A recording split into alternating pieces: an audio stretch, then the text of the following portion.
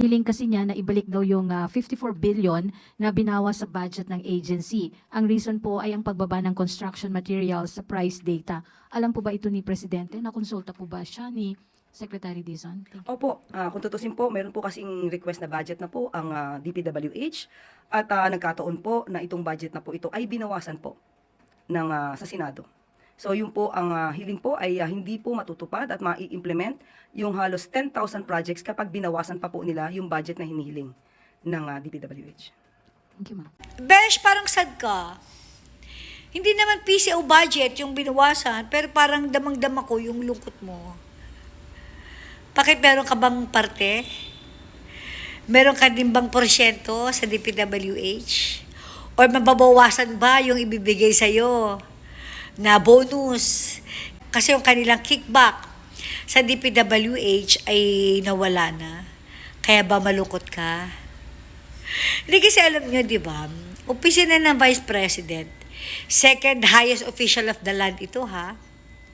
Kung tagpasan nyo ng budget, halos ayaw nyo nang bigyan, eh.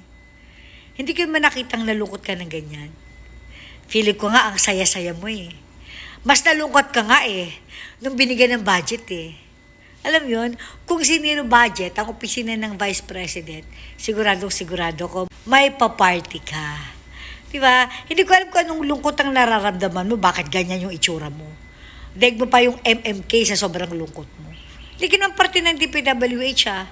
O parte ka sa kickback diyan sa DPWH, kaya nalulungkot ka rin. Kasi wala akong makitang dahilan, eh, para ganyan yung reaction mo. Diba? O now you know. Ganyan yung ginagawa sa opisina ng Vice President. Kung isabotahin nyo yung budget niya, grabe. Kaya galit ang mga Pilipino sa inyo, eh. Kaya galit ang taong bayan sa inyo sa sobrang panggigipit na ginagawa nyo sa Vice Presidente. Now you know. Sabi mo rin kay Vince, now you know. Ganun lang yan. Kaya talagang buhay.